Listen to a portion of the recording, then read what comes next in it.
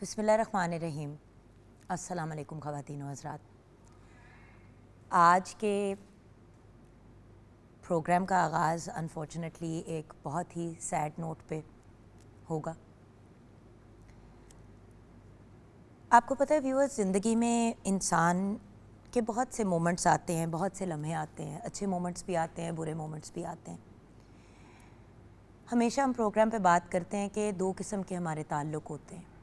एक वो ताल्लुक़ होता है जो हमारा अपने माँ बाप से, भाई बहन से, रिश्तेदारों से होता है, क्योंकि वो तो हमारा एक खून का रिश्ता होता है।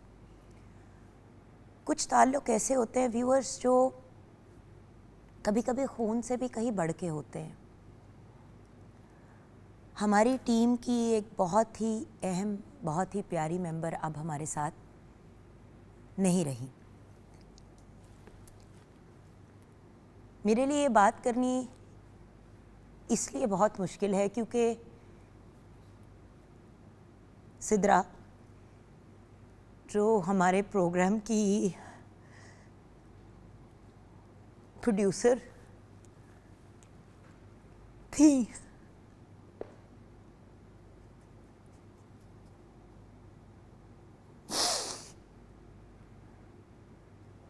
सिद्रा ही हमेशा कहती थी कि ऑन एयर जाके जुगन रोया ना करो, तुम एंकर हो, हमेशा अपना डिकोरम, अपनी डिग्निटी को मेंटेन करके रोने पिटने वगैरह ऑन एयर नहीं करने चाहिए, बिकॉज एज एन एंकर अपने आप को एक कंट्रोल तरीके से आपको प्रेजेंट करना चाहिए। सिद्रा इज़ मेरी छोटी बहनों की तरह। हमने पीटीवी पे काम एक वक्त ही ऑलमोस्ट शुरू किया। सिद्रा का 18 साल का एक्सपीरियंस था एज ए प्रोड्यूसर। 18 साल पहले मैंने पीटीवी पे एक प्रोग्राम स्टार्ट किया जिसका नाम था honestly speaking with Jugan Qasim.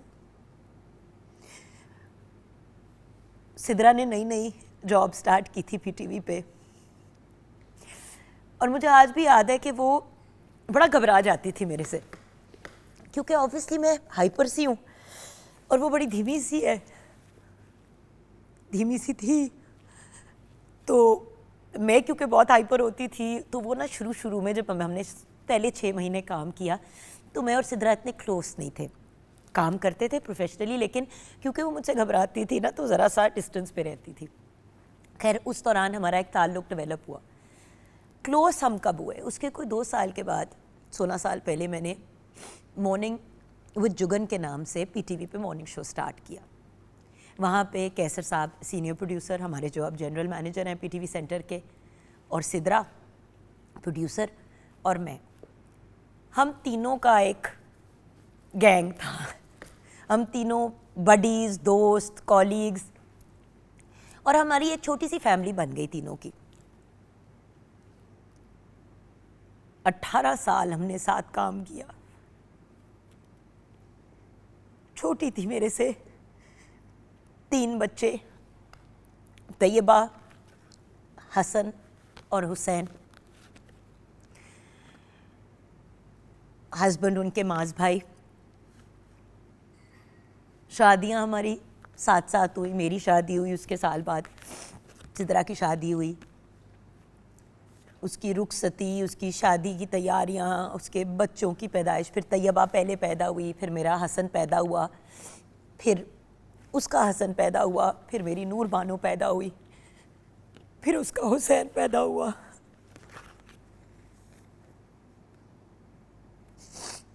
और 14 सितंबर 2025 को सिद्रा हम सबको छोड़ के चली गई।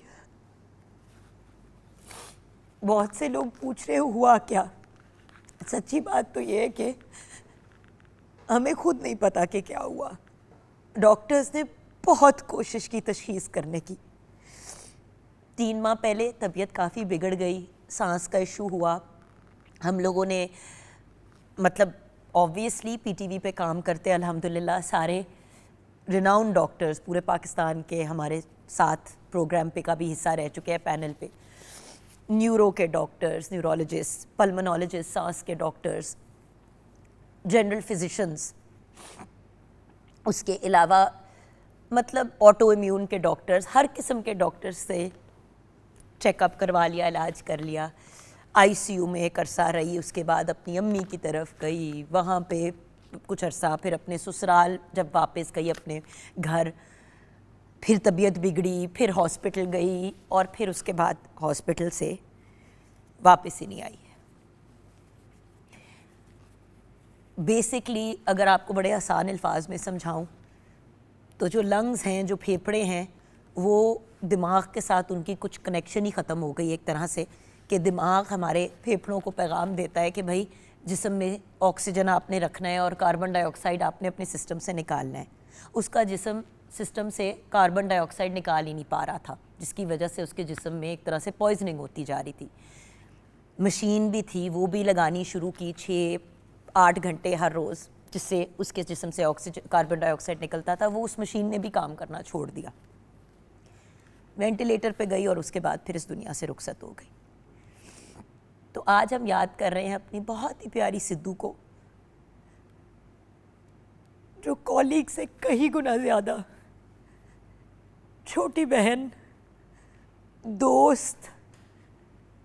मुझे याद है जब मुझे तमगा इम्तियाज़ मिला तो सिद्रा को ने ऐसे बिहेव किया, उसको ऐसे खुशी हुई कि जैसे उसको मिला है।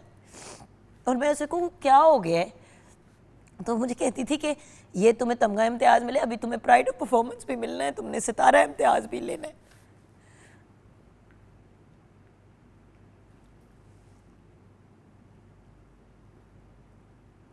ज़िंदगी में लोगों की कदर करनी चाहिए व्यूअर्स। कुछ पता नहीं होता ज़िंदगी मौत का। छोटे छोटे बच्चे 10 साल से कम उम्र के तीनों, वो चली गई, हम क्या कर पाए? कुछ नहीं। डॉक्टर्स, उसके ससुराल ने हर कोशिश कर दी, उसके हस्बैंड ने हर कोशिश कर दी, उसके भाइयों ने, उसकी बहनों ने, उसकी अम्मी ने, कोई बंदा नहीं है जिसने अपनी पूरी कोशिश नहीं की, दुआएं की, अल्लाह से मिन्नतें तरले किए। उसका वक्त आ गया था, वो चली गई। आप लोगों से ये रिक्वेस्ट करनी है कि प्लीज़ हमारी सिद्धू को दुआओं में याद रखिएगा, उसके बच्चों को दुआओं में याद रखिएगा, उनके हस्बैंड माज भाई को, उनकी सास ससुर को, उसकी अम्मी को, उसके बहन भाइयों को प्लीज़ अपनी दुआओं में याद रखिएगा। सब बहुत तकलीफ़ में, बहुत तकलीफ़ में सब। इतनी यंग डेथ जब होती है तो बताया, हम हंसते थे, मैं उसको ये कहती थी, हमेशा कहती थी कि मुझे औरत ना बुलाया करें, मुझे लड़की बुलाया करें। मैं उसको छेड़ती थी, मैंने कहा पुत्र अब तो 39 की हो गई है, अगले महीने उसकी बर्थडे थी, उसे 40 साल का हो जाना था। तो मेरी तो उसके साथ छेड़ती कि जब तुम 40 साल की हो जाओगी तो मैं तुम्हें लड़की नहीं बुलाऊंगी, मैं तुम्हें औरत ही बुलाऊंगी। मौका ही नहीं मिला व्यूअर्स, मौका ही नहीं मिला। और अभी तो हमने बहुत चीजें करनी थी साथ, हमारे तो बड़े प्लान्स थे, वो धरे के धरे रह गए।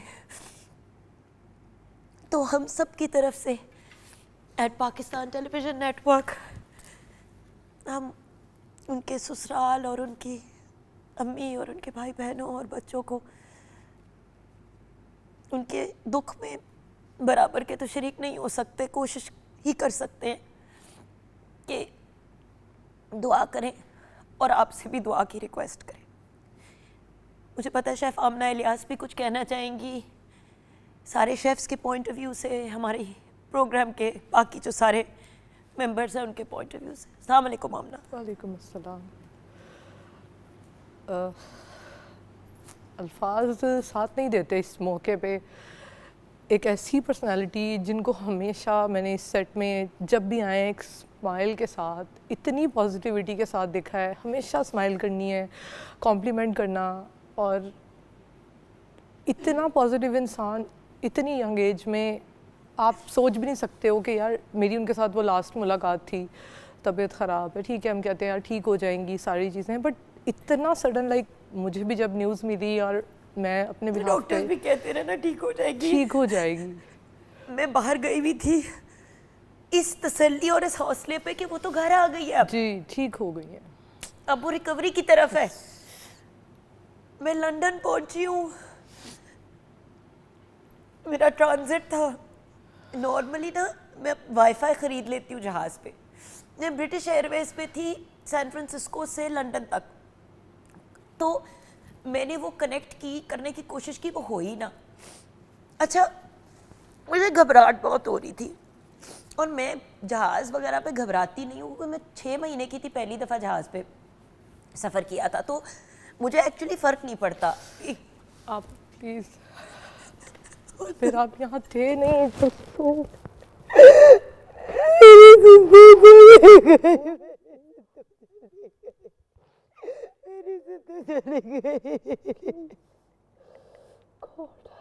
मैंने हाथों से उसकी शादी की थी।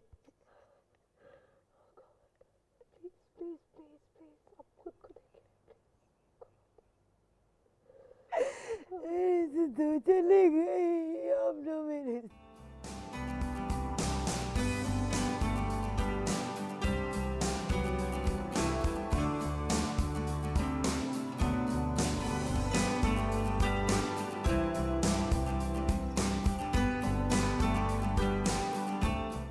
Welcome back from the break viewers.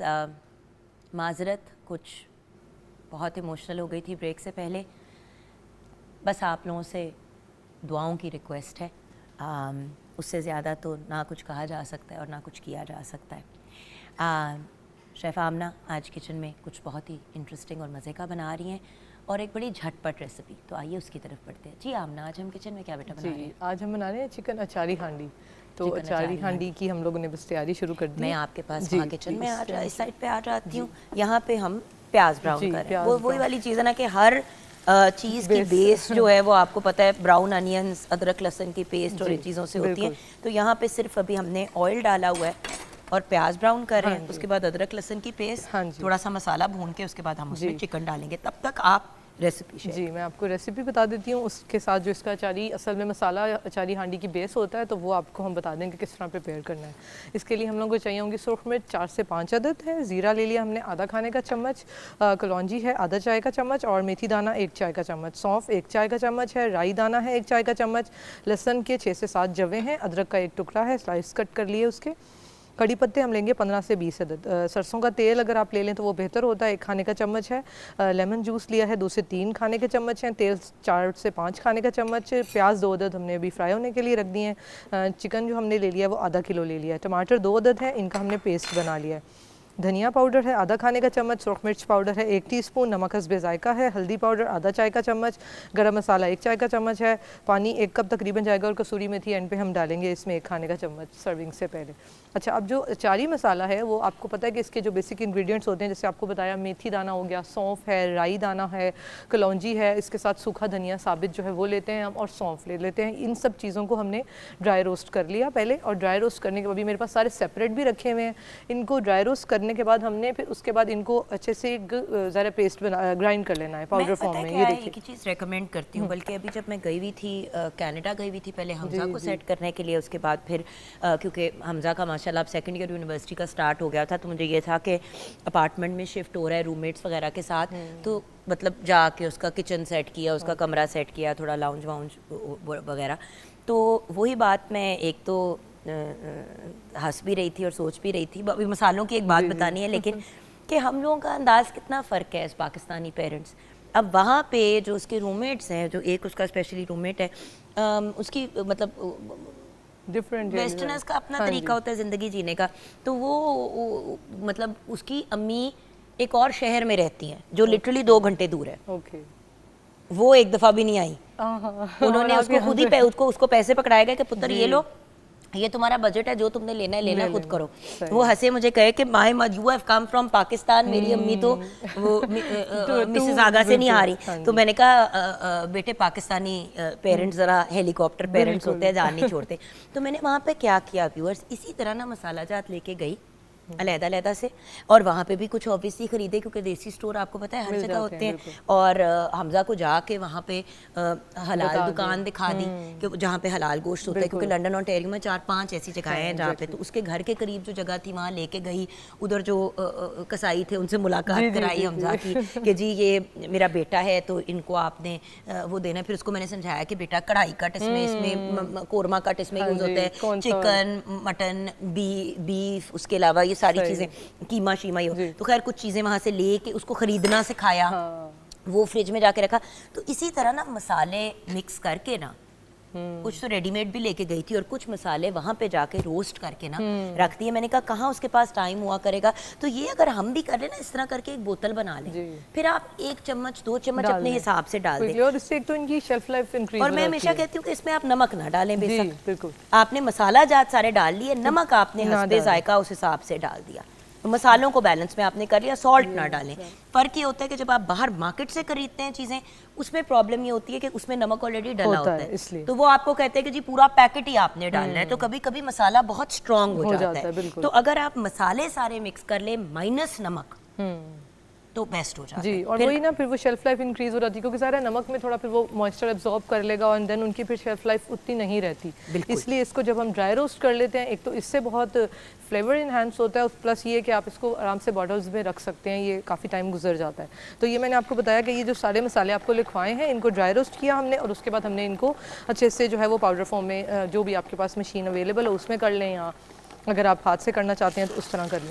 अच्छा, अब ये प्याज के साथ अपने लहसुन अदरक डाल दिए, थोड़ा सा ही जैसे हो जाएगा फिर हम चिकन डालेंगे, चिकन थोड़ी सी फ्राई करेंगे, उसके बाद हम अपना ये जो अचारी मसाला है ये डाल देंगे।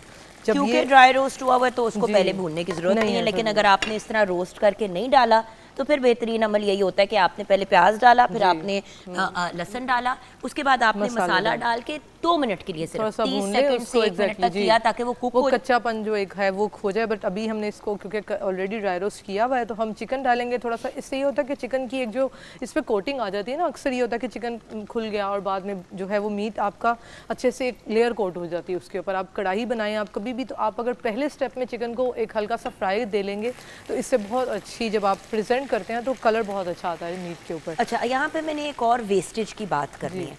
देखिए व्यूअर्स, बाहर जाके एक चीज़ का मुझे एहसास हुआ कि वहाँ पे वो किसी चीज़ को ज़ाया नहीं करते हैं। चीज़ को ख़रीदने से लेके उसको यूटिलाइज करने तक एक एक चीज़। एक एग्जांपल देती हूँ, मैं अपनी वहाँ पे अस्मा आपी होती है उनके साथ ना ग्रोसरी लेने के लिए गई उनकी घर की, तो उन्होंने जाके ना काफ़ी चीज़ें खरीदी। मैं नींबू का एग्जांपल दे देती हूँ। तो उन्होंने नींबू लिया कि भाई मैंने ना नींबू का रस निकाल के ना सांचों में डाल के उसको फ्रीज़ करना है। उन्होंने क्या किया कि वो नींबू को लेके आई घर, खरीदा। अच्छा, जिन थैलों वगैरह में भी उसको लेके आई, वो थैले भी उन्होंने सेव किए कि ये हम रीयूज करेंगे, और बल्कि अपने 7 बैग्स लेके गई कपड़े वाले जो हम यहाँ पे भी करते हैं। अच्छा, सबसे पहले तो वो रीयूज किया।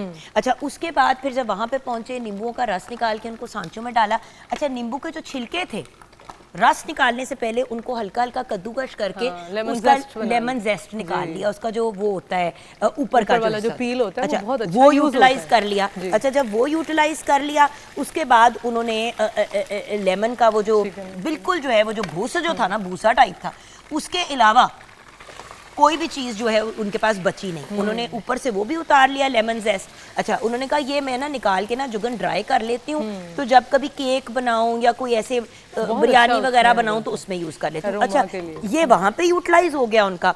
अच्छा, फिर मैंने कहा अब ये कूड़े में फेंक देंगी, उन्होंने कूड़े में नहीं फेंका।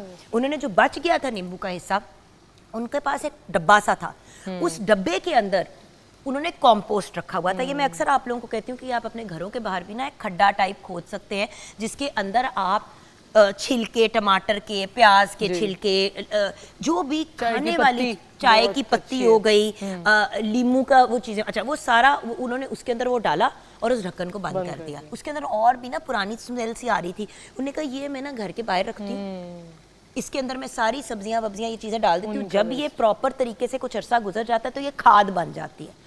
इस खाद को फिर मैं जो घर के अपने पौधे वगैरह हैं उनके अंदर डाल देती हूँ। तो आप सोचिए, शुरू से लेके एंड तक कोई चीज जाया नहीं हो रही कुछ भी। मतलब वो अगर मुर्गी वगैरह इस तरह की चीजें आई हैं, तो जैसे गर्दन और इस तरह की हड्डियां वगैरह और ये चीजें, तो वो फेंकेंगी नहीं। उन हड्डियों और उन चीजों को डाल दिया यखनी बनाने के लिए, बहुत अच्छी, यही तो सिर्फ एक पॉइंट है कि और हम लोग अगर आधा यूज़ किया आधा इस्तेमाल नहीं भी किया एंड देन उसे वेस्ट कर देते हैं, तो ये एक ओवरऑल इकोनॉमी पे भी इस चीज़ का इम्पैक्ट आता है और उसके अलावा भाई आप सोचें कि एक एक चीज को उनको मैंने कहा कि ये खाद क्यों अब आपने बनानी शुरू हो गई। कहती है जुगन यहाँ पे सारे यही करते हैं। उन्होंने रिसाइकलिंग के डब्बे रखे हुए हैं, उन्होंने कॉम्पोस्ट के डब्बे रखे हुए हैं, एक एक चीज उन्होंने उस तरह से की हुई है कि कोई भी चीज वेस्ट ना हो, कि जो आप नेचर से चीजें ले रहे हैं वो फुली फिर यूटिलाइज हो और कोई भी चीज वेस्टेज में ना जाए। अब देखिए हम तो हर चीज फेंक देते हैं क्योंकि हमें होता है कि हमें इसकी कहाँ जरूरत नहीं है, बस ऊपर से जस्ट यूटिलाइज किया। इवन अक्सर मैंने देखा है कि पील अगर हम वेजिटेबल्स को भी पील करते हैं, जिनको रिक्वायर्ड है ऑब्वियसली अनियन वगैरह तो पील करके ही यूज़ होना है, बट जिनकी नई रिक्वायरमेंट है उनको आप यूज़ कर सकते हैं एज इट इज़ भी यूज़ करें। अब बहुत सी ऐसी सब्जियां हैं जिनके छिलके उतार दिए जाते हैं जबकि जरूरत नहीं होती। सही बिल्कुल। अब जैसे बैंगन का छिलका भरते के लिए बहुत से लोग उतारते हैं, बट आप विद छिलका भी बना सकते हैं बिल्कुल, और वो अच्छा उसका एक फ्लेवर भी अच्छा उसका बड़ा मजे का फ्लेवर आता है। सो द थिंग इज, मेरी जो एक ओपिनियन है वो हमेशा से ये है कि हमें वेस्टेज की तरफ नहीं जाना चाहिए। हमें कोशिश करनी चाहिए कि जितना ज़्यादा हम चीज़ों को सेव कर सकते हैं और उनको रीयूज़ कर सकते हैं उनको ज़रूर रीयूज़ करें। मैं तो सालन का भी कहती हूँ, जैसे कि आपने ये सालन बना लिया, राइट, आपकी फॉर एग्जांपल आधी मुर्गी बच गई है, आपने खा लिया, उसके बाद आपका बचा हो गया। अब आप उस बचे हुए खाने को उसी तरह ये रीयूटिलाइज करने के बजाय अगले दिन चावलों के साथ उसको बिरयानी स्टाइल बना, अचारी बिरयानी बन गई, अचारी आपकी बिरयानी बन गई। अब आपका ये बना हुआ ना मसाला, आपने इस मसाले के अंदर बॉइल्ड राइस की एक तय लगा दी। राइस भी लेफ्ट ओवर पड़े होते हैं मोस्टली, वो भी आप बीच में जस्ट एक लेयर लगा लें एंड देन। नहीं, आलू आपने थोड़े से कुक किए, आलू आपने इसी के अंदर थोड़ा सा पानी डाल के ग्रेवी में बना लिए, आलू कुक हो गए आपके, उसके बाद आपने वो डाल दिया, तो आपका वो बड़ा अच्छे एक बिरयानी तैयार हो जाता है। यही आपको असल में इतनी क्विक और इतनी इजी रेसिपीज बताने का मकसद यही होता है कि एक हम आपको बेस बता देते हैं, अब ये एक रेसिपी है, इससे मजीद अब आगे आप 2 से 3 किस तरह से वेरिएशंस बना सकते हैं, निकाल सकते हैं, वो आपके सामने चॉइसेस, हम ऑप्शंस भी शेयर कर देते हैं। बिकॉज यू शुडंट, वही जो कहते हैं ना कि लोग बोर हो जाते हैं। मैंने एक बात रियलाइज की, क्योंकि दुनिया देखो ना, रीलें भी, इंसान कोई चीज़ ऑनलाइन भी देख रहा होता है तो 3-4 मतलब एक रील आप 30 सेकंड 1 मिनट से ज्यादा नहीं देखते हो। लोगों की रिटेंशन ही नहीं रही, लोग बोर हो जाते हैं बहुत जल्दी। तो उसी तरह खाने के मामले में भी हर वक्त नई नई चीजें आ रही होती है, लोग कहते हैं कि यार आप फिर वही चीज खाएं। सो मेरा पॉइंट ये कि उसी चीज को आप रीमॉडिफाई कर सकते हैं। एग्जैक्टली। ये अब हम जो ये टमाटर हमने खुद ही लेके और इनको हमने जस्ट ब्लेंड कर लिया। आप चाहें तो कैन के आप टमाटो पेस्ट भी ले सकते हैं, बट ये आप देखिएगा कि अब इसको हम अच्छे से, और वही ना वेस्टेज। अब ये मैं स्पैचुला, ये जो मैं एक चीज़ यूज़ कर रही हूँ, ये एक बड़ी बेहतरीन चीज़ है। ये आपको बड़ी ही एक, आपका सारी चीज़ जो है ना वो ग्रेवी आपके बोल में से उतार देता है। हमारा सबसे बड़ा इशू ये है कि चीज़ें हम बोल्स में लगी छोड़ देते हैं। देखिए बच्चे वगैरह इस तरीके से चीज़ें बनाएं वो तो समझ आती है, लेकिन जब बड़े वेस्ट करते हैं, इसीलिए तो ख़वातीन हंसती हैं कि जब मर्द हज़रात खाना बनाते हैं तो ये कहते हैं कि ज़ाया ज़्यादा करते हैं, बनाते कम है, क्योंकि हमारा तरीका चीज़ें करने का फिर ये और होता है। बिल्कुल। अब ये देखें ना व्यूअर्स, 90% तो आपका काम डन हो गया। एग्जैक्टली, सिर्फ ये पानी थोड़ा सा खुश्क होगा एंड देन ये रेडी हो जाएगी आपकी। और अब इसको हमने मजीद इसमें और कोई चीज़ नहीं जी, इसके अंदर हम लोग जस्ट जो हमने अचारी मसाला थोड़ा सा मैंने सेपरेट रखा हुआ था, वो हम लोग थोड़ी सी जो है मिर्चें इनके अंदर फिल करके और वो फिर हम एंड पे सिर्फ दम में रख देंगे इनके ऊपर। बिल्कुल सही है। बाकी आपका जो है चिकन अचारी हांडी रेडी हो गई है। भाई क्या बात है। तो व्यूअर्स वही वाली चीज़ है ना कि चीज़ों को अगर हम प्रॉपर तरीके से मैनेज करते हैं, वेस्टेज का ख्याल रखते हैं, आपका बजट भी कंट्रोल में रहता है। एंड सिंपल सी बात है ना व्यूअर्स, अल्टीमेटली ख़वातीन को यही होता है कि यार खाना भी बनाना है, ये भी करना है, वो भी करना है। अब इस स्टेज पे जब आप हांडी को ढक के छोड़ देते हैं या वैसे इसको कुक होने के लिए इवन खुला अगर आप इसको छोड़ देते हैं, तो आप बड़े आराम से जाके अपने कपड़े जो हैं वो आप लॉन्ड्री में कर सकते हैं। मतलब कपड़े धोने के लिए आपने डाल दिए, साथ में आपने कुछ इस्त्री वगैरह करना शुरू कर दिया। बिल्कुल ऐसे ही खाना बन रहा है, अब आपने जो बेसिक उसकी एक स्टेप्स थे वो कर ली एंड देन आपने बस आंच का ख्याल रखना है, टाइमिंग देखनी है and then it's all good to go. और एक बड़ा पॉइंट यहाँ पे जो मैंने अगेन बाहर देखा, हमजा को भी ये बात एक्सप्लेन करने की कोशिश की कि बेटे जब भी खाना बनाओ ना, चीज़ें पहले से रेडी रखो। बिल्कुल, चीज़ें आपके पास सेट होनी चाहिए। हम अगेन उस वक्त अच्छा चलो यार दाल बना लेते हैं, उधर से अलमारी से एक दाल निकल रही है, दूसरी अलमारी से कुछ और निकल रहा है, वहाँ से तेल निकल रहा है, उसमें टाइम बहुत वेस्ट होता है। अगर आपको पता है कि आपने ये चीज़, आपने मसाले का एक इस तरह का आपका बना हुआ डब्बा वो रख दिया, आपने प्याज श्याज ये, अच्छा उसके बाद फिर आपने सारी चीज़ें तैयार कर दी, मेजन प्लेस जो कहती है अपनी कलनरी टर्म में हम ये कहते हैं उसको एग्जैक्टली। शेफ अनम अक्सर कहती है कि मेजन प्लेस अपनी ज़रूर तैयार करें। तो बात ये कि आपकी चीज़ें तैयार हैं, आपने काटे में प्याज टमाटर, आपके पेस्ट बना हुआ, सब कुछ रेडी है। एक्चुअली बनाने में तो आपके सामने ये करने का मकसद ही होता है कि हम आपको दिखाते हैं कि हर चीज रेडी है। बिल्कुल, नीटनेस देखें, ये सबसे जरूरी कि आपका गंद नहीं मचा हुआ। जिस तरह किचन में फैला हुआ पूरा किचन, देखिए आपने ग्रिल्ड चीज बनानी है या स्टीम चीज बनानी है तो उसमें तो वैसे ही कोई खास मैस नहीं बनता घरों में, लेकिन ये खाना जो है जब आप बनाते हो तो लोगों के पूरे पूरे किचन जो है वो कहते हैं ना पंजाबी में लिबड़ जाते हैं। सो इस चीज का ध्यान करना है कि नीटनेस के साथ भी काम करें। ये बेसिक चीजें अगर आप फॉलो कर रहे हैं तो मैं समझती हूँ हर कोई, चाहे इसमें 15 मिनट आधे घंटे के अंदर आपका मेन काम डन हो जाता है। उसके बाद आप आराम से, ये आपने चढ़ना चाहा आप जाके शावर ले लें। एग्जैक्टली इस तरह ही बिल्कुल। फिर आप सर्व करते हुए आप रायता बना लें, सैलड बना लें, वो भी आपने बना के अगर पुदीने की चटनी रखी हुई है तो कोई भी इशू नहीं है। खाना बनाना कोई भी बड़ा टास्क नहीं है, सिर्फ यही है कि पहले चीज़ें आप अगर रेडी करके रखते हैं, आपकी अपनी आसानी है उसमें, और शॉर्ट टाइम में बहुत अच्छी आप लोग रेस्टोरेंट स्टाइल रेसिपी तैयार रेडी कर सकते हैं। यहाँ पे हम ब्रेक की तरफ जाएंगे। ब्रेक के बाद जब वापस आएंगे तो हमें कुछ बहुत ही टैलेंटेड और ब्रिलियंट हाई अचीवर्स ज्वाइन करेंगे। साइंस की दुनिया में उन्होंने कुछ बड़ा इंटरेस्टिंग किया और बड़े यंग बच्चे हैं, तो उनसे मुलाकात करेंगे ब्रेक के बाद।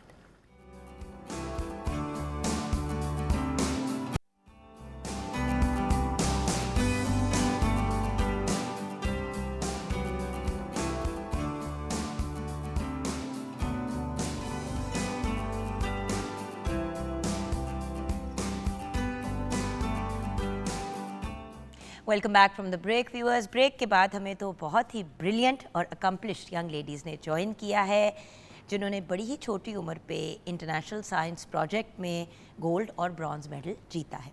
आइए मुलाकात करते हैं अपनी इन टैलेंटेड बच्चियों से और ये भी जानते हैं कि ये इंटरनेशनल साइंस प्रोजेक्ट जो यूनाइटेड किंगडम यूनिवर्सिटी ऑफ सरी ने होल्ड किया था वो उसकी कहानी क्या है। तो हमारे साथ हैं हाला वसीम जो ग्रेड 8 की स्टूडेंट हैं। अस्सलाम वालेकुम बेटा। वालेकुम अस्सलाम। और माशाल्लाह से आपने गोल्ड मेडल जीता है जी। और इनके प्रोजेक्ट क्या था, पूरी कहानी वो हम इनसे अभी जानेंगे। Then we have with us Samima Shahab. अस्सलाम वालेकुम समीमा। वालेकुम अस्सलाम। और समीमा ग्रेड 5 की स्टूडेंट है और इन्होंने माशाल्लाह से ब्रॉन्ज मेडल जीता है। सिल्वर बीच में रह गया पाकिस्तान का, राइट? नहीं मिला था कुछ स्टूडेंट्स को, सिल्वर भी मिला था। सिल्वर भी मिला था? Yes. क्या बात है, यानी कि सब कवर कर दिया पाकिस्तान ने।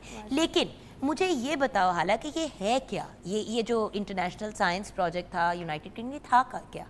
Basically this is kind of an exhibition जिसमें आपको अपना बूथ मिलता है, एक टेबल होता है, उसके ऊपर आपका प्रोजेक्ट होता है। जो जजेस आते हैं डिफरेंट कंट्रीज़ के जजेस होते हैं, फॉरेन जजेस होते हैं, वो आपके प्रोजेक्ट के बारे में आपसे क्वेश्चंस करते हैं और फिर आपको उनका आंसर देना होता है डायरेक्टली। अच्छा ठीक है। यस, एंड फिर इसी तरह करके डिफरेंट कंट्रीज़ भी थी वहाँ पर, तो इसी तरह मतलब कुछ दिन जजिंग सेशन होता है। कुछ याद है? Yes, I remember a few. Mexico, Iran, and then we have Azerbaijan, Kazakhstan, and yeah, I don't know. Asia से थे लोग या पूरे पाकिस्तान से आए, पूरी दुनिया से आए हैं? Around the world. Around the world. Yes. आपको कैसे पता चला छोटू? मुझे पता चला था कि जब एक कंपटीशन हो रहा था तो मैंने उस कंपटीशन में मैंने ज्वाइन किया था। स्कूल में? हाँ, और मुझे पहले गोल्ड मेडल मिला था, कंपटीशन मैथ्स का था। फिर उसके बाद जब मैं इंटरनेशनल का मैं गई थी तो मुझे ब्रॉन्ज मेडल मिला था। तो आपको बेटा कैसे पता चला कि ये हो रहा है? क्योंकि इस तरह की चीज़ें मतलब पर्सनली भी लोगों को पता चलती हैं और फिर स्कूल के लेवल पे भी पता चलती So basically हमारे स्कूल ने एक कंपटीशन होल्ड किया था AMO के नाम से। So it was a mathematical competition. So उसमें मैंने पार्टिसिपेट किया था। उसमें मैं सेलेक्ट हो गई थी फॉर द ग्लोबल फाइनल्स। तो फिर मुझे आगे पता चला कि ये iWise नाम का कंपटीशन है और इसमें मैंने ग्लोबल फाइनल्स क्या नाम है? iWise। iWise, ठीक है। यस, और उसमें फिर आप उसका हिस्सा उसमें फिर मैं चली गई। अच्छा, तो वहाँ पे एग्जैक्टली हुआ क्या फिर समीमा? आप वहाँ पे कब पहुँचे, कैसे पहुँचे, क्या हुआ, ज़रा कहानी बताओगे? हम पहले गए थे तो लंदन पहुँचे? हाँ, पहले हम लंदन पहुँचे। पहले हम कतर पहुँचे थे, फिर उसके बाद हम पहुँचे थे यूके में, जिसमें हम वो गए थे अपने यूनिवर्सिटी। हाँ, यूनिवर्सिटी ऑफ सरे, जिसमें वहाँ पर हमारा वहाँ बैट मिला था और हम वहाँ पहले हमने वहाँ से तैयारी करनी 3 थी। अगस्त से लेके 8 अगस्त तक ये मामला चला था। Yes. तो आपने 3 अगस्त को ही जाके बूथ लगा लिया था? नहीं, हमने पहले हमें वो कुछ दिन रेस्ट करने दिया था, वो हमें कहीं वहाँ लेकर गए थे और फिर उसके बाद हमने कुछ दिन बाद हमारा बूथ स्टार्ट हुआ था। अच्छा, what about you? Yes, so first we reached on 3rd of August. तब हमारे पास वेलकम नाइट थी। उसके बाद 4th of August से हमारी सेटअप स्टार्ट हुआ और प्री जजिंग सेशन था जो कि स्टूडेंट्स के एब्सेंस में होना था। एंड देन 5th से लेकर 7th तक हमारा जजिंग सेशन हुआ and 8th it was the award ceremony. Experience कैसा था बेटे? Experience was great because it is a fun and adventurous, a plan. तो इसमें ऐसे था क्योंकि इसमें आपको एक अपॉर्चुनिटी मिलती है कि आप अपने पाकिस्तान को एक इंटरनेशनल लेवल पे जाकर प्रेजेंट कर रहे होते हो। So it was a very proud moment and अल्हम्दुलिल्लाह winning was also a good moment. आपके लिए कैसा एक्सपीरियंस था? बहुत अच्छा एक्सपीरियंस था क्योंकि वहाँ पर हम एक्सप्लोर भी करने गए थे और वहाँ पर और भी कंट्रीज़ के भी लोग थे और हम कहीं वहाँ गए भी थे और बहुत अच्छा एक्सपीरियंस था वहाँ। अच्छा, हाला अपने प्रोजेक्ट के बारे में आप बताओ। तो मेरा एक प्रोजेक्ट तो आइडिया कैसे आया, ओके फिर जब उसको किया और फिर उस पर हाईलाइट क्या थी, मोमेंट क्या थी जब आपने फील किया कि यार ये मैंने ठीक ही की है? होता ना बंदा लास्ट मिनट तक जब तक कोई Exactly. रिस्पॉन्स नहीं आता अगलों से, जजेस से, तो बंदा यही सोच रहा होता है कि यार पता नहीं क्या होना है, बेइज्जती ना हो जाए। हाँ। सो मैं कुछ ऐसा चाहती थी जो पाकिस्तान से रिलेटेड हो और पाकिस्तान के लिए एक सोल्यूशन पेश किया जाए। सो मेरा टॉपिक था affects of air pollution on plant growth, जिसमें बेसिकली सारा ना दिखाया जा रहा है कि पाकिस्तान में बहुत ज़्यादा पोल्यूशन होती है, हम उसको कंट्रोल कैसे कर सकते हैं और इन्वायरमेंट को प्योरीफाई कैसे कर सकते हैं। सो मेरे प्रोजेक्ट के अंदर कुछ सेंसर्स थे जैसे कि gas sensor, IR detector, soil moisture sensor and rain sensor. So जब वो सेंसर्स थे वो डिटेक्ट करेंगे harmful gases present in the air. तो ये अकेले ही कर लिया सारा, ये किसी की हेल्प भी ली माई थी? पेरेंट्स, अम्मी अब्बा। Yes, my parents help me a lot. तो उसमें फिर जब वो डिटेक्ट करेगी हार्मफुल लेकिन गैसेज, टीचर्स वगैरह, स्कूल वगैरह यस, स्कूल ने भी हेल्प किया था, गाइडेंस मुझे, थी, but yes, मतलब करना yes, खुद ही था। बिल्कुल।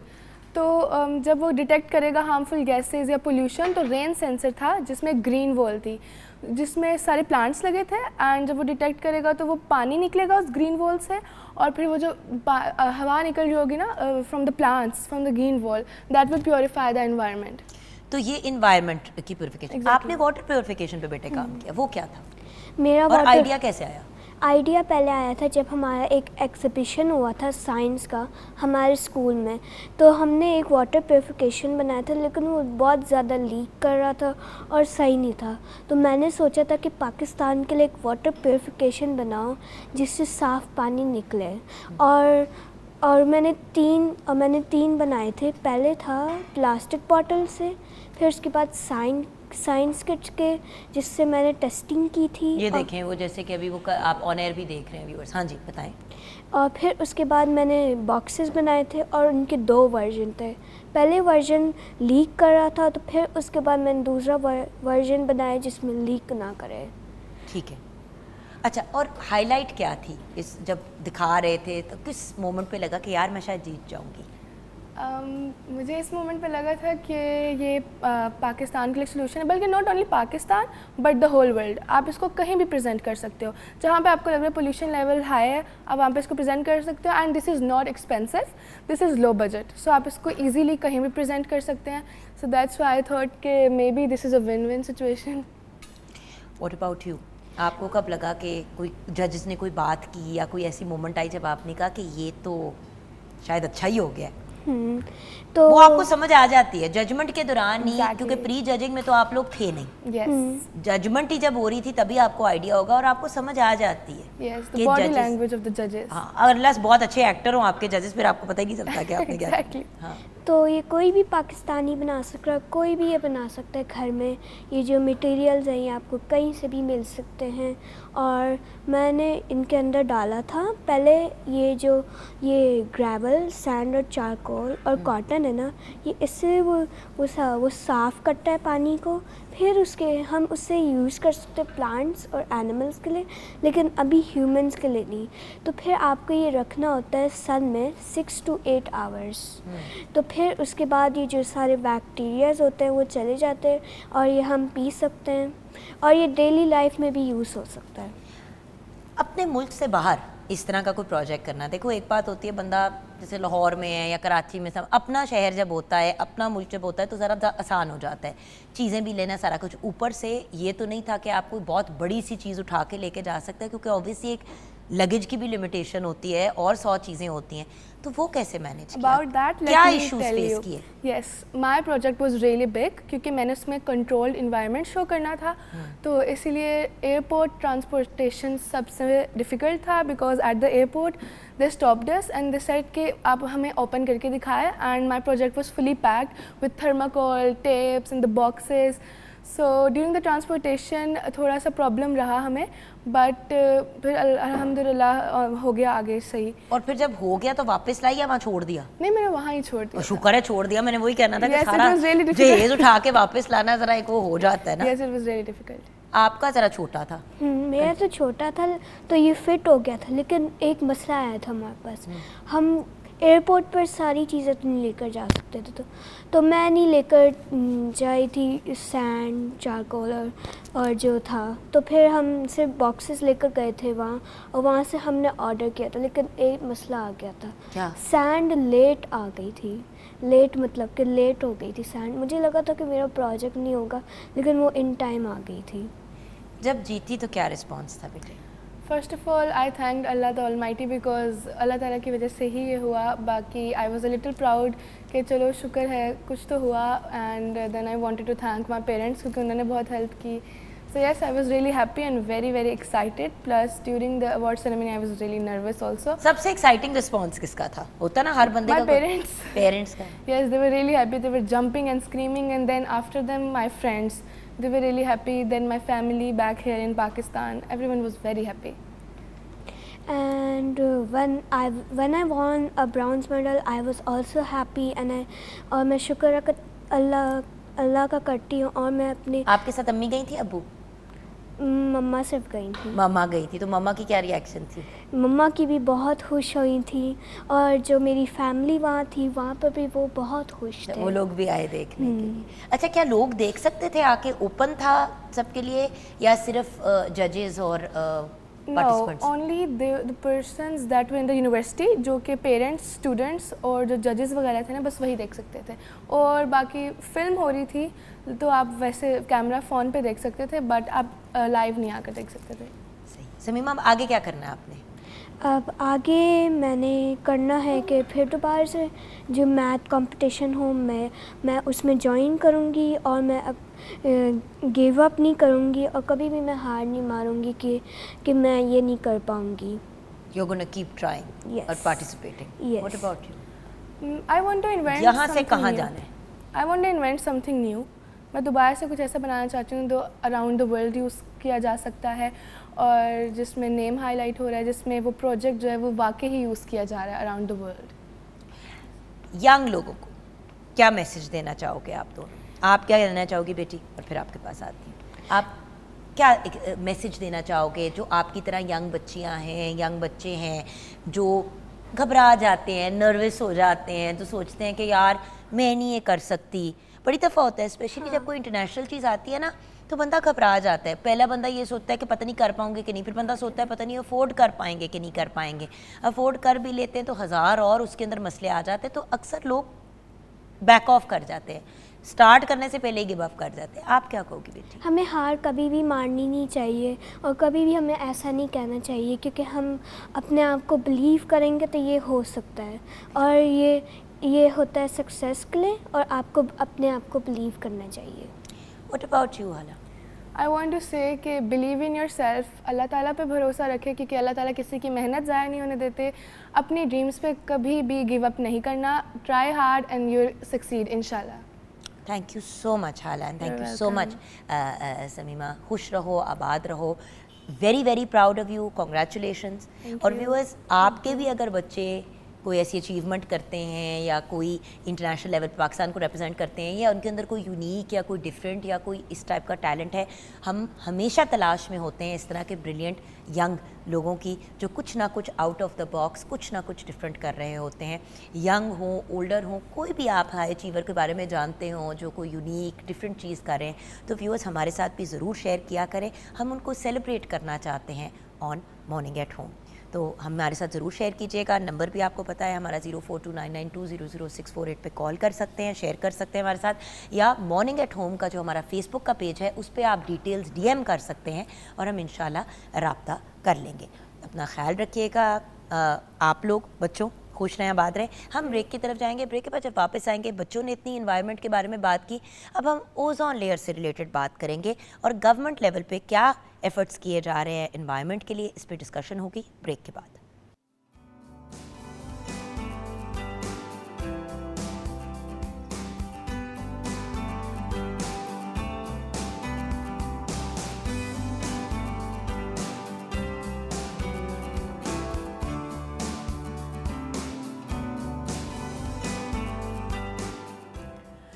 Welcome back from the break viewers. आज प्रिडोमिनेंटली हमने बात इन्वायरमेंट पे ही की, माहौलियात पे बात की, और उसका रीज़न बहुत सिंपल है व्यूअर्स। आज तो एक इंटरनेशनल डे मनाया जा रहा है जिसके बारे में आपके साथ मैं बात करूँगी, लेकिन ये नीड ऑफ द आवर है। आपको अगर याद होगा तो जब मॉर्निंग विद जुगन के नाम से ये प्रोग्राम हुआ करता था 16 साल पहले जब इसको शुरू किया था, तो तब बहुत ज़्यादा हमारा फोकस होता था तालीम पे और सेहत पे। और ये तो हमारा तब से बिलीफ है, 16 साल से ही, हमेशा से बल्कि PTV का, कि जिस मुल्क की तालीम और सेहत का निज़ाम ठीक हो जाता है वहाँ पे फिर किसी और इशू का एज सच नहीं मसला आता। मतलब 10% प्रॉब्लम रह जाते हैं, 90% मुक जाते हैं। लेकिन प्रॉब्लम यह है कि माहौलियात, हमारी इन्वायरमेंट का सबसे बड़ा प्रॉब्लम यह है कि अगर इन्वायरमेंट ठीक नहीं होती तो ना तो तालीम हासिल कर सकते हैं, ना ही किसी की सेहत ठीक रहती है, ना ही कुछ और होता है। ये तो इंसान की एक बेसिक रिक्वायरमेंट है कि उसको साफ़ हवा मिले सांस लेने के लिए। ऑक्सीजन नहीं होगा बंदा मर जाएगा, सिंपल बात है। पानी गंदा होगा, पानी गंदा पिएगा मर जाएगा। पानी नहीं मिलेगा, कहत होगा, अगेन वही वाला इशू। तो ये तो बिल्कुल ही बेसिक लेवल की ज़रूरियात है। सो एक होती थी कि ह्यूमन राइट्स को पूरा होना चाहिए जिसमें तालीम और सेहत वगैरह, अब तो ज़िंदा रहने के बेसिक राइट्स जो हैं उनको पूरा करने की बात की जा रही है, जो इन्वायरमेंट के थ्रू हम जिससे रिलेटेड बात भी करते रहते हैं अब रेगुलरली प्रोग्राम पे। आज international day for preservation of the ozone layer, जिसको इनफॉर्मली तौर पे ओजोन डे भी कहा जाता है, ये हर साल 16 सितंबर को मनाया जाता है। अब इसका मनाने का मकसद क्या है, हम आज क्यों यहाँ पे जमा हुए हैं, हमारे एक्सपर्ट्स क्यों हमारे साथ हैं, इस पर भी बात करेंगे। लेकिन ऑफिशियली UN जनरल असेंबली ने 16 सितंबर को officially international day for preservation of ozone layer declare किया था 1994 में। और मैं भी यही हमारे एक्सपर्ट से बात कर रही थी कि मैं जब स्कूल में थी, 8-9 साल की थी, तो तब हम ओजोन लेयर की बात करते थे और ओजोन लेयर को कैसे सेव करना है उस पर बात करते थे। लेकिन तब बात ये होती थी कि सारा नुकसान हम कर रहे हैं, पाकिस्तान में जो ओजोन लेयर में डैमेज हो रहा है वो पाकिस्तानी कर रहे हैं। लेकिन सिचुएशन कुछ मुख्तलिफ है, उस पर हम आज बात करेंगे। हमें ज्वाइन किया है इमरान हामिद शेख ने। इमरान भाई तो खैर हमारे प्रोग्राम का बड़ा ही इंपॉर्टेंट हिस्सा है। अस्सलाम वालेकुम इमरान भाई। और यहाँ पे मैं ऑनर इनका शुक्रिया अदा करना चाहूँगी कि हमेशा जब भी हमने कभी ऐसे टॉपिक पे बात करनी होती है वक्त ज़रूर निकालते हैं। आपको पता है जो लोग गवर्नमेंट से रिलेटेड कनेक्टेड होते हैं उनके पास वक्त नहीं होता, क्योंकि वो 24 घंटे अपने कामों में मसरूफ़ होते हैं, TV शोज़ में वक्त देना मुश्किल होता है। लेकिन इमरान भाई हो गए, बल्कि हमारे जो सारे एक्सपर्ट्स हैं उनका तहे दिल से शुक्रिया अदा करना चाहूँगी कि ऐसे दिनों पर जब ये खुद बड़े मसरूफ़ होते हैं अपने जो इनके डिफरेंट इदारे हैं उनके एजेंडाज़ को लेके, तो हमारे एजेंडा को ज़रूर ये पुश करते हैं, जो है इन्फॉर्मेशन देना और गाइडेंस देना। इमरान भाई डायरेक्टर जनरल हैं environment protection agency government of Punjab के। हम तो कहते हैं मॉर्निंग एट होम का बहुत बड़ा इंपॉर्टेंट हिस्सा है और हमारी फैमिली का हिस्सा। इनके साथ हमें ज्वाइन किया एक बहुत ही ब्रिलियंट पर्सनालिटी ने, जो मेरी जूनियर हैं, कनेट कॉलेज में रह चुकी हैं। मैंने कहा जूनियर जब आता है तो बताना भी चाहिए कि मेरे से छोटे हैं उम्र में, तो बेटा कैसी हैं आप? बिल्कुल ठीक ठाक। सो नज़ीफ़ा भट्ट हमारे साथ है, माशाल्लाह बहुत बड़े बड़े काम करती हैं। Director of climate action and sustainability हैं at the world wide fund for nature WWF Pakistan की। अस्सलाम वालेकुम, कैसी हो? अस्सलाम वालेकुम, ऑल गुड ऑल गुड। और प्यारी सी नज़ीफ़ा के साथ हमारी उतनी ही प्यारी और लाडली ड्रवेरिया कयास हैं, अनदर पर्सनालिटी जो इन्वायरमेंटल एक्सपर्ट भी हैं और इन्वायरमेंट प्रोटेक्शन के लिए बहुत काम करती हैं, और इन्होंने अपना पर्सनल मिशन बनाया हुआ है कि हमें और हमारे बच्चों को ये बचा लें। तो जवेरिया भी हमारे साथ हैं। अस्सलाम वालेकुम जी। अस्सलाम वालेकुम, थैंक यू। आप भी हमेशा वक्त निकालती हैं, सो ग्रेटफुल मेरी जान। Thank you very much. अच्छा इमरान भाई, आपसे बात का आगाज़ करते हैं कि आज का दिन मनाने का मकसद और इस बार का मतलब जो कहते हैं ना हर बार कोई ना कोई एक मिशन लेके निकलते हैं, तो इस बार की इनकी मिशन स्टेटमेंट क्या है? देखिए, ओजोन का तो अब ऑलमोस्ट जितनी डिस्कशन चल रही है, मैं थोड़ा सा एक बैकग्राउंड ज़रूर बताना चाहूँगा कि ये सारा मामला हुआ कैसे। जिस वक्त अर्बनाइजेशन स्टार्ट हुई और इंसान ने, अब ह्यूमन सेटलमेंट्स ने रूरल एरिया से अर्बन एरियाज़ की तरफ जाना शुरू किया यानी कि गांव देहातों से मतलब शहरों की तरफ जाना शुरू किया और नौकरियों की तरफ गए फसलें उगाने की जगह, फसलें बड़ी उगाने की सिंपल जगह, बात, हाँ। और जो ज़िंदगी की जो आजकल के जो मॉडर्न गैजेट्स हैं उनको इस्तेमाल करना शुरू किया, जिसके अंदर फ्रिज है, जिसके अंदर एसी है, जिसके अंदर गाड़ियाँ हैं, जिसके अंदर इंडस्ट्रियल रेवोल्यूशन एग्जैक्टली। तो इसका जाहिर है जब एक चीज़ हो रही होती है तो उसके कुछ ना कुछ साइड इफ़ेक्ट्स भी होते हैं। इस सारे प्रोसेस के अंदर जो कुछ गैसेस यूज़ हो रही थी, लाइक CFC गैसेस, क्लोरोफ्लोरोकार्बन्स हो गई, HCFC गैसेस एट्सेट्रा, डिटेल में जाए बगैर, वो गैसेस अल्टीमेटली हवा में जाती थी और हवा में जाके ओजोन को डैमेज कर रही थी ना। What is ozone? This is very important to understand. Ozone अल्लाह ताला ने ज़मीन की सतह से 15 से 35 किलोमीटर ऊपर एक ऐसी शील्ड बनाई हुई है जो कि सूरज के अंदर जो अल्ट्रा वायलेट या जो हार्मफुल रेजेस होती हैं, जो इंसानी सेहत के लिए, जो जानवरों की सेहत के लिए, जो फसलों के लिए, जो मैरीन लाइफ के लिए, आबी हयात के लिए ख़तरनाक हो सकती है, वो जो है रिफ्लेक्ट कर जाती है वापस। वो शील्ड जैसे एक छन्नी होती है, उससे वो छन के एक अल्लाह का एक निज़ाम ऐसे है कि साफ़ सुथरी जो सूरज की रेज़ हैं वो ज़मीन पे पहुंचती अगर हैं। आप इजाज़त है भैया, तो अभी ब्रेक से पहले हमने बच्चों से जब बात की तो वो एक बच्ची बता रही थी ना कि उसने आपको दिखाया कि उसके पास सैंड भी है, ग्रेवल भी है। तो जिस तरह से पानी को प्यूरिफाई किया जाता है, उसी तरह ओजोन लेयर हमें एक तरह से प्यूरिफाई करके, अल्लाह मियाँ का नेचुरल, एक्चुअली हम लोगों ने ये सब चीज़ें कहाँ से सीखी हैं, ये साइंस के प्रोजेक्ट्स Yes. कहाँ से हो रहे हैं? अल्लाह ताला के निज़ाम को देख के, उसकी जो साइंटिफिक तरीका है करने का। तो जिस तरह बच्ची ने हमें बताया ब्रेक से पहले कि, बल्कि दोनों बच्चों ने बताया कि पौधों के थ्रू किस तरह हवा को प्योरीफाई किया जाता है और डिफरेंट चीज़ों के थ्रू पानी को कैसे प्योरीफाई किया जाता है। तो ओजोन अल्लाह का एक नेचुरल निज़ाम है, राइट मैम? एब्सोल्युटली जी, आप क्या कहेंगे इस पे? आई थिंक हमने ओजोन की, जैसे आमिर ने बात की, बहुत इंपॉर्टेंट एक हमारे लिए शील्ड भी है, क्योंकि इससे शुरू में, अब आई थिंक इस वक्त तो हम ओजोन की बात कर रहे हैं, लेकिन इसकी हार्मफुल इफ़ेक्ट्स हैं, इसके जो मुज़र असरात हैं वो इतने ज़्यादा हैं कि इंसान, जब अपने आमिर ने कहा तो मैं ये सोची थी, मैंने कहा स्किन कैंसर, और उसके साथ आपकी ये जो जितनी भी पिगमेंटेशन है, औरतें, बच्चे, जब हम बाहर निकलते हैं क्यों सन ब्लॉक की बात कर मेरी रहे हैं। जान, पाकिस्तान में तो पहले स्किन कैंसर की बात ही नहीं होती बिल्कुल। थी। आई रिमेंबर को 15 साल पहले हम लोग बैठे हुए थे तो ब्रेस्ट कैंसर की बात हो रही थी, तो हमारी टीम ने, मैंने कहा कि यार मेरी दोस्त अमेरिका में होती है, उसकी अम्मी को स्किन कैंसर हो गया, हम तो स्किन कैंसर की बात ही नहीं करते। तो मुझे किसी ने घूम के कहा, मैडम स्किन कैंसर पाकिस्तान की प्रॉब्लम नहीं है, और आज स्किन कैंसर की भी शरह Yes. बिल्कुल बहुत बढ़ गई, बढ़ गई। बहुत बढ़ गई। बनी भी, मतलब क्रिएट भी होनी शुरू हुई और बढ़ भी बहुत गई है। स्किन कैंसर का तो सुनते ही नहीं थे पाकिस्तान में किसी को है, बिल्कुल Yes. बिल्कुल। ज्यादा माउथ कैंसर का होता था, बिल्कुल, हाँ। क्योंकि लोग तम्बाकू पान चबाते थे, और पान गुटखा, खाते थे, वो उसकी सब। वजह से। स्किन कैंसर तो हमने सुना ही नहीं था, क्योंकि हम तो बड़े हेविली प्रोटेक्टेड एरिया में थे। बिल्कुल बिल्कुल बिल्कुल। और ये जो कैटरैक्ट है, मैं तो हैरान हो गई कि आंखों का जो ये मोतिया होता है, ये भी उतरता है अल्ट्रावायलेट रेस की वजह से। तो मेरी जान, पाकिस्तान में जितना सफ़ेद मोतिया और काला ग्लूकोमा और सफ़ेद मोतिया जो है वो उतरना शुरू हो गया। हर दूसरा बंदा 70-80 उम्र की, 60-70 साल उनकी उम्र होती है, जाके चेक करते तो पता है काला मोतिया हो गया। एग्जैक्टली। और बाय द वे, काला मोतिया का कोई हल नहीं है, वो शुरू हो गया ग्लूकोमा तो देन यू आर डन। बिल्कुल सफ़ेद मोतिया तो फिर भी आप हाँ जी। कर लेते हैं, लेजर से हो लेंस, जाता है। हाँ।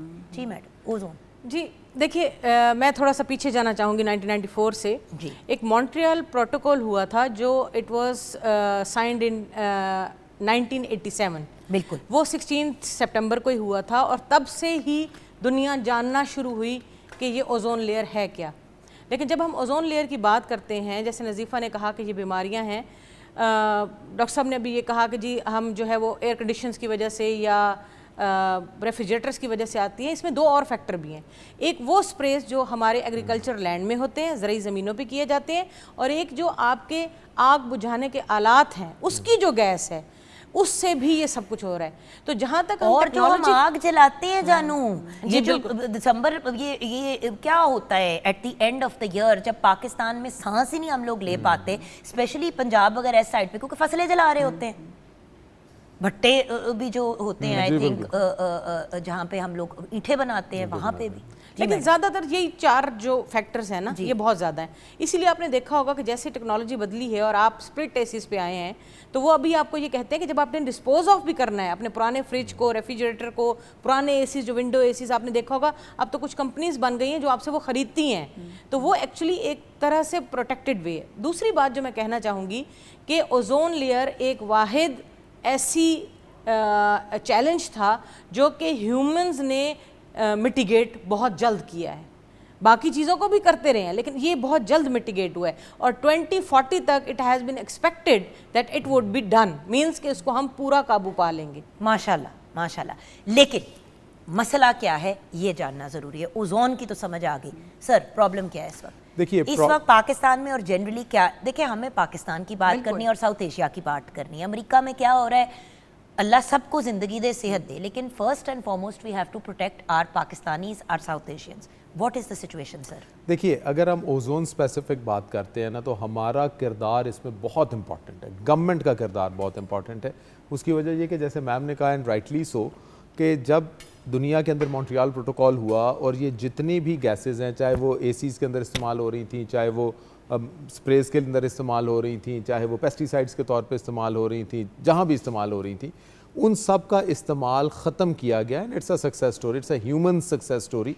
बट पॉइंट है कि ये जो पुराने एसी हैं, ये जो पुराने रेफ्रिजरेटर्स हैं, इनका क्या अब हुआ ये कि हम जैसे जो ममालिक हैं, और बाय द वे इसमें एरोसोल भी इंक्लूडेड है, जो आप डिओड्रेंट स्प्रेज यूज करते हैं, जो आप ये सारी चीज़ें, जो परफ्यूम्स भी जो आप लगाते हैं, उनके भी असरात होते हैं। तो व्यूअर्स प्लीज़ बी माइंडफुल जी। सो हमने अब ये करना है, बहुत इंपॉर्टेंट बात है कि एक आम शहरी को समझने की ज़रूरत है कि हमने क्या करना है। 2 चीज़ें हमने करनी है।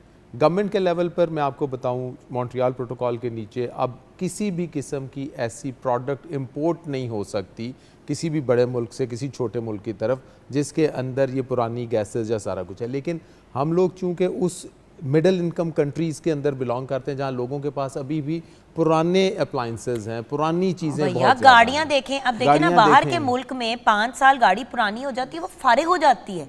एग्जैक्टली हमारे यहाँ 10 साल पुरानी गाड़ी होती है तो लोग कहते हैं आए हाय हुन अदा कम कराना पै रहा है। एक्चुअली आफ्टर 10 ईयर्स वो गाड़ी जो निकाल रही होती है अपने अंदर से एग्जॉस्ट फ्यूम्स वगैरह, वो जहर है।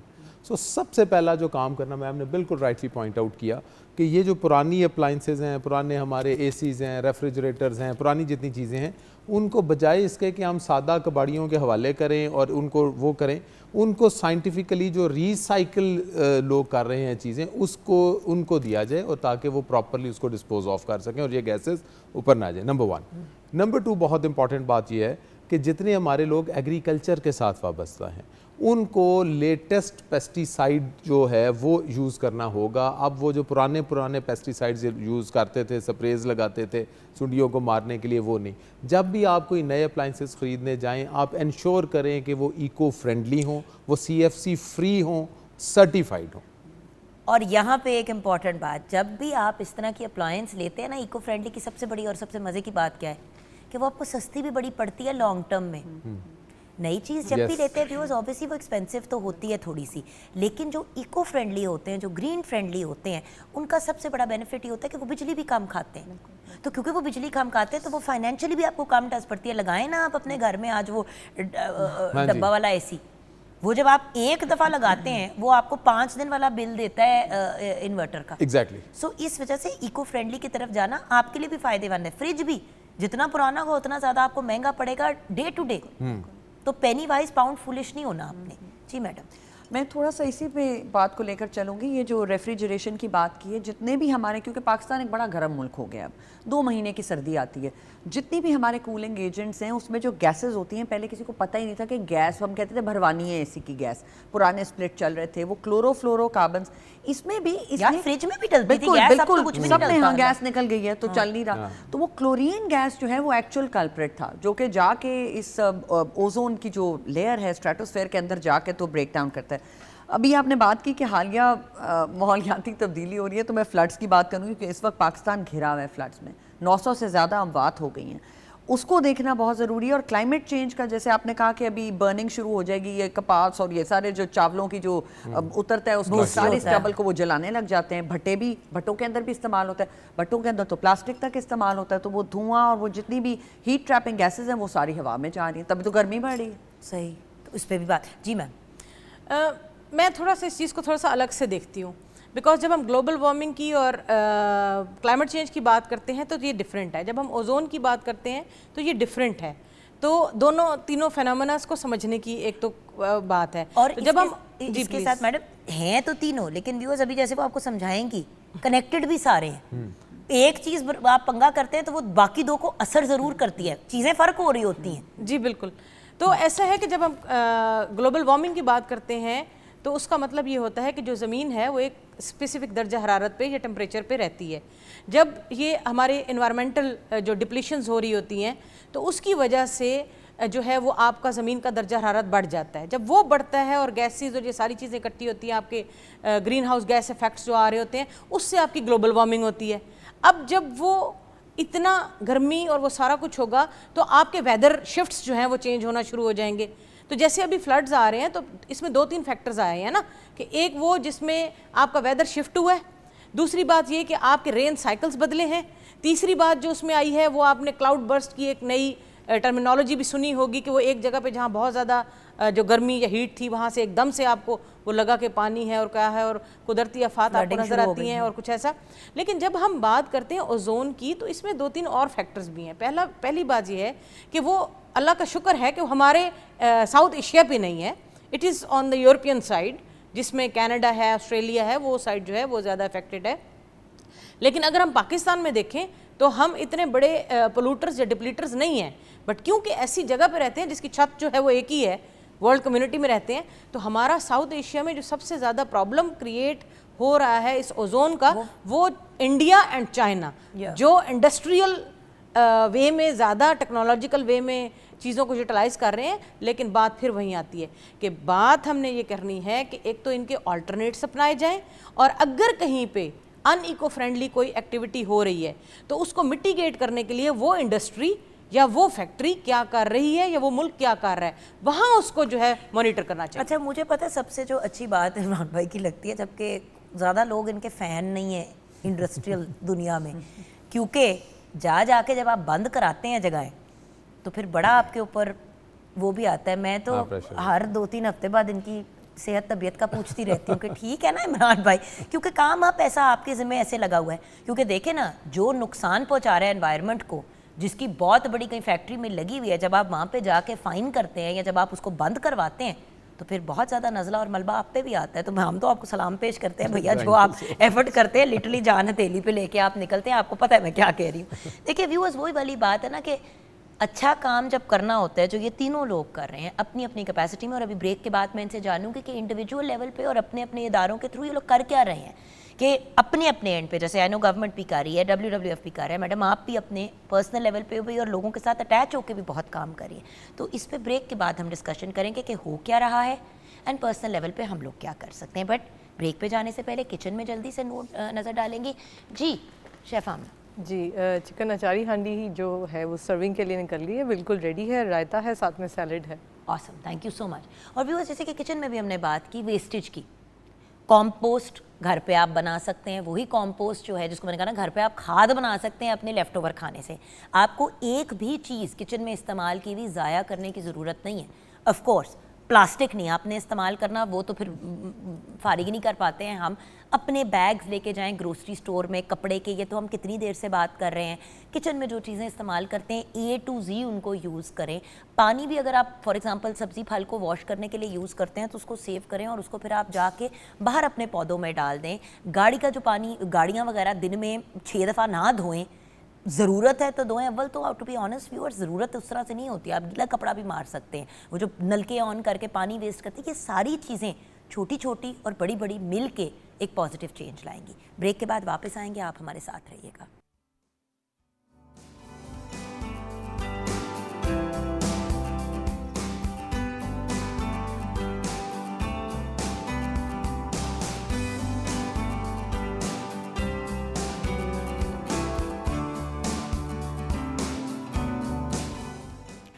Welcome back from the break viewers.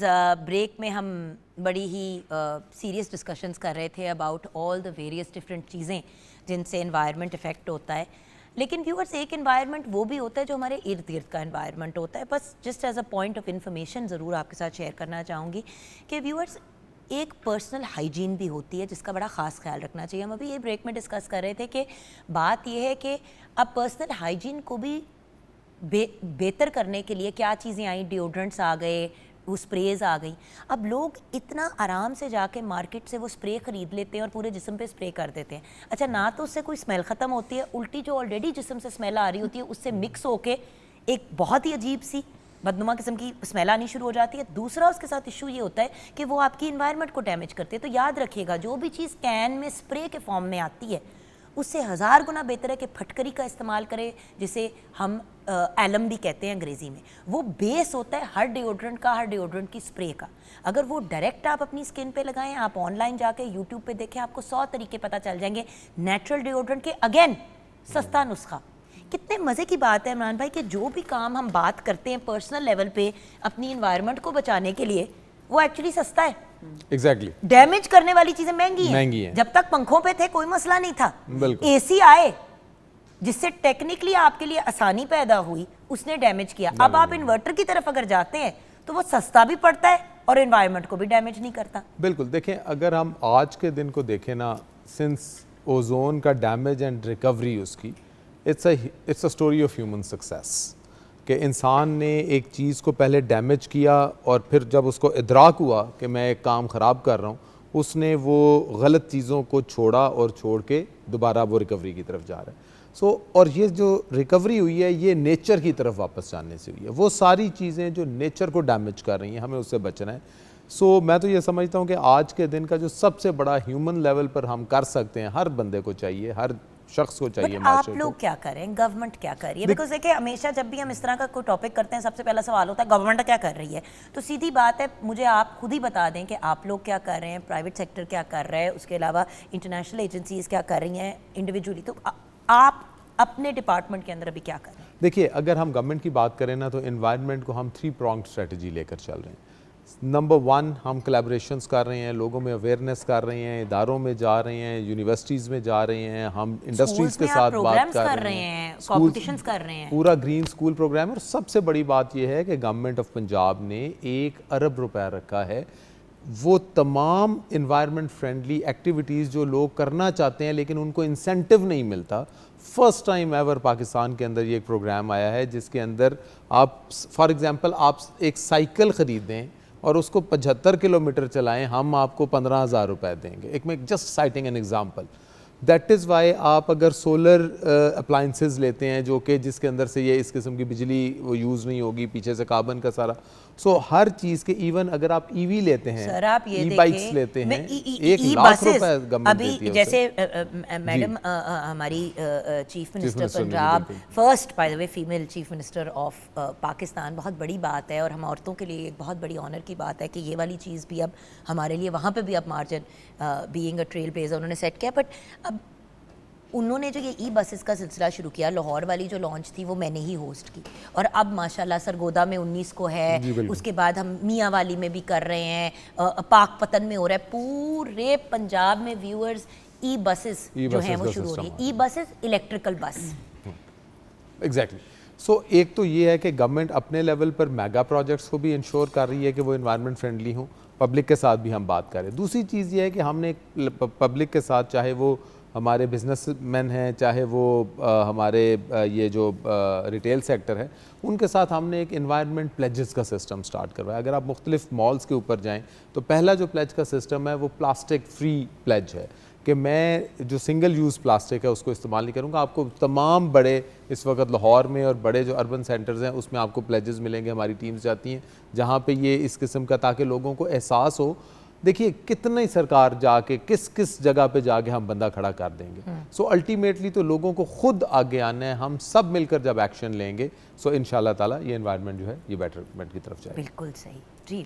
Zubair, मैं तो इस बात पे कायल हूँ कि आई थिंक एक्शन जो है ना वो बहुत ज़रूरी है। हम सिर्फ बातें ना करें, सिर्फ अवेयरनेस फैलाना ज़रूरी नहीं है। WWF के पॉइंट ऑफ व्यू से पूरी दुनिया में आप लोग काम बिल्कुल, करते हैं, बिल्कुल। बट उस पॉइंट ऑफ व्यू से भी हमारे लिए जानना ज़रूरी है कि उधर क्या क्या चीज़ें हो रही हैं। देखिए, पाकिस्तान के हवाले से मैं बात करूँ, हमारा जो फुटप्रिंट है वो तकरीबन हर प्रोविंस में हम काम कर रहे हैं। गिलगित बल्तिस्तान और खैबर पख्तूनवा में हमारा एक प्रोजेक्ट चल रहा है रैप का, जिसमें हम क्लाइमेट स्मार्ट विलेज भी बना रहे हैं। उसमें वाटर रिसोर्स, इसमें सोलर एनर्जी की जो प्रोडक्शन है, सोलर स्टोव्स, वहाँ पर कितना ड्राई फ्रूट ड्राई होकर आता है, उसके लिए सोलर ड्राइंग और सोलर हीटर्स, गीजर्स वो भी हमने प्रोवाइड किए। किचन गार्डनिंग, जो कि आप अभी कंपोस्ट की बात करी थी, तो किचन गार्डनिंग को भी प्रमोट किया जा रहा है। वाटर फिल्ट्रेशन प्लांट भी लग रहे हैं और रेन वाटर हार्वेस्टिंग। पाकिस्तान में जहाँ पर अब ये बारिशें हुई, अगर ये रेन वाटर हार्वेस्टिंग होती, वाटर रिजर्वर्स होते, तो क्या ये फ्लड का पानी ऐसे जाता? और तबाहियां क्या मचाते? फिर ये टेंशन देखें, कितने अफसोस की बात है कि फ्लडिंग एक तरफ इस मुल्क में हो रही है और दूसरी तरफ ये भी टेंशन है कि पानी खत्म हो जाएगा पाकिस्तान में। बिल्कुल। तो अगर इतना एक्स्ट्रा पानी है और पानी की किल्लत होने का डर है, तो उसको बैलेंस में भी तो लेके आना है। जैसे अभी फ्लैगशिप प्रोजेक्ट है रिचार्ज पाकिस्तान, जो कि गवर्नमेंट ऑफ पाकिस्तान और WWF के कोलैबोरेशन से हो रहा है, जिस ये फ्लड प्लेन के लिए ही प्रोजेक्ट है, मैनेजमेंट, वाटर मैनेजमेंट के लिए, कि पानी कहाँ जाए, किस तरह से वेटलैंड्स को प्रमोट किया जाए, वाटर रिचार्ज वेल्स लगाए जाएं। ये वो प्रोग्राम है जो 7 साल चलेगा और आई थिंक 7 साल बाद ये सक्सेसफुली जब इम्प्लीमेंट हो चुका होगा, तो हमारे जो फ्लड की जो रिकरेंस है, जो कि बार बार हर साल हमारे पास आ रहे हैं, 2022 के फ्लड्स भी आए, कितने नुकसानात हुए, 33 लाख लोग जो थे, मिलियन लोग वो जो थे, मतलब दे वर अफेक्टेड। तो ये बहुत इंपॉर्टेंट है कि हम अपने पानी, बिकॉज हम एक वाटर स्ट्रेस्ड कंट्री हैं, पानी की किल्लत है और आगे भी अगले सालों में भी होगी, चाहे वो क्रॉप्स हैं, हमारी फसलें, उनको पानी किस तरह मिल रहा है। हम इतना हमारा वाटर टेबल लो हो जाता है, ये जितने भी हमारे ज़राई इलाके हैं, तो उनके ऊपर काम करने की, उनके ऊपर बात करने की, उनके लिए बेहतरी बनाने की ज़रूरत है, उनके लिए ऐसे इक़दाम करें। सही जी मैम। जी देखिए, मैं थोड़ा सा ये कहना चाहूँगी कि जब मैंने ये चीज़ें सीखी तो मैंने क्लाइमेट रियलिटी प्रोजेक्ट से सीखी, बिकॉज सिखाई, फॉर्मर सीखी वाइस भी और फिर आप प्रेसिडेंट ऑफ पढ़ाती भी USA, हैं। वो क्योंकि वो he was our trainer that time, he was the mentor. तो जब हम पाकिस्तान में वापस आए तो एज अ यूनिवर्सिटी में रहते हुए एज अ डायरेक्टर सस्टेनेबिलिटी, एक तो हमने स्टूडेंट्स को उस तरफ मोटिवेट किया, दूसरा वॉलंटियर वर्क भी किया। और उस वॉलंटियर वर्क में जो 2-3 चीज़ें देखने में आई वो थी आगाही की बात। हमारे नॉर्मली लोग जिनको आप समझते हैं, देखें, एक वो है जो टीवी देखने वाला है, एक वो है जो रेडियो देखने वाला है। मैंने शायद पहले भी कहा था, अब भी कहूँगी कि रेडियो पाकिस्तान और पाकिस्तान टेलीविज़न जितना देखा जाता है और जो आगाही यहाँ से मिलती है लोगों को, एक तो इस तरह से उनको समझ जो आती है चीज़ों की, वो उसको देखते हैं। दूसरी तरफ जब गवर्नमेंट की बात करते हैं तो हमारे पास क्लाइमेट चेंज मिनिस्ट्री है, हमारे पास प्रोविंशियल एनवायरनमेंट प्रोटेक्शन मिनिस्ट्री है, हमारे पास EPA है, हमारे पास EPD है। आप ये देखिए, हमारे गाड़ियों वाला इन्होंने एक काम शुरू किया सर, वो मतलब आपने PTV भी भेजे अपनी टीम, आपने पूरे पाकिस्तान में जहाँ जहाँ मतलब पंजाब में एटलीस्ट आई नो के भेजे आपने, और वहाँ पे जाके हमारी गाड़ियाँ चेक भी हुई। मेरी भी गाड़ी की इमिशन चेक हुई, इवन दो ब्रांड न्यू गाड़ी है, मतलब साल 1.5 साल पुरानी गाड़ी है। उन्होंने कहा नहीं मैडम, चाहे 6 महीने गाड़ी हम चेक करेंगे। चेक करने के बाद वो है, वैसे तो 5 साल का आप लोगों ने वो दिया हुआ था, लेकिन फिर भी चेक सारी गाड़ियों में। और ये बड़ी अच्छी चीज़ है क्योंकि गवर्नमेंट फिजिकली खुद इन्वॉल्व हो रहा है।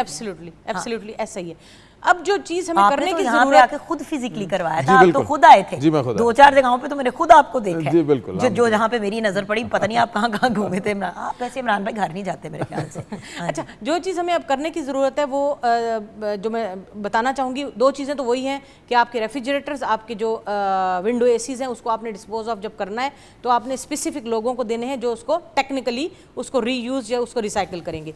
उससे अगली बात आती है जो आपके प्लास्टिक और केमिकल्स यूज़ हो रहे हैं, उसको भी आपने जो है वो मिनिमाइज करने की कोशिश करनी है, मिटिगेट, उसके इफेक्ट्स को मिटिगेट करना है। तीसरी चीज़ जो आती है वो ये है कि जब हम इन सारी चीज़ों की बात करते हैं तो प्लांटेशन की तरफ हमें जाना पड़ेगा। तो मैं नहीं कहती कि आप बड़े बड़े दरख्त लगाएं, आप जस्ट इंडोर आउटडोर प्लांट्स भी लगाना स्टार्ट कर दें। हर बंदे के घर पे कुछ छत तो होती है, और जो अपार्टमेंट्स में भी लेता है उनकी इन्नी जे बैल्कनी ते होती है, कुछ तो लगा दें, अपना हिस्सा तो ये अभी आपने देखा ना, नज़ीफ़ा ने बात की कि हम कह रहे हैं कि जी आप ऑर्गेनिक किचन गार्डनिंग की बात करें तो वो तो घरों में ही स्टार्ट होना है। मेरी जान 14 अगस्त आ रहा था तो 1 अगस्त से लेकर 14 तक हमने सेलिब्रेशन किया था, आपको भैया हमने PTV पे की। और उन 14 के 14 दिन एक ही बात मैं बार बार कहती रही कि खुदा का वास्ते वो ऊंचे ऊंचे भोंपू और वो जो शोर और झंडियों से करोड़ गुना ज्यादा बेहतर है कि आपने जो पैसे उस पर खर्च करने हैं, एग्जैक्टली उससे कहीं गुना कम है। 100 रुपए का आप एक पौधा ले सकते हैं, अगर आप 100 रुपए के 3 बच्चे हैं आपके घर में, एक एक पौधा ले दें और उन बच्चों के साथ पूरी एक्टिविटी करें, एक्टिविटी। और उस वक्त गर्मियों की छुट्टियां थी, तो हमारा पॉइंट ये था कि ये बड़ी, देखें व्यूअर्स, जो चीज़ माँ बाप करते हैं और घर वाले करते हैं वही बच्चे करते हैं। सिंपल बात है कि अगर हमने अपने बच्चों के अंदर अवेयरनेस लेके आनी है तो खुद प्लास्टिक के थैले आप नहीं ले सकते, फिर शॉपिंग करने के लिए जाएंगे आप, फिर पेपर बैग्स लेके जाएंगे।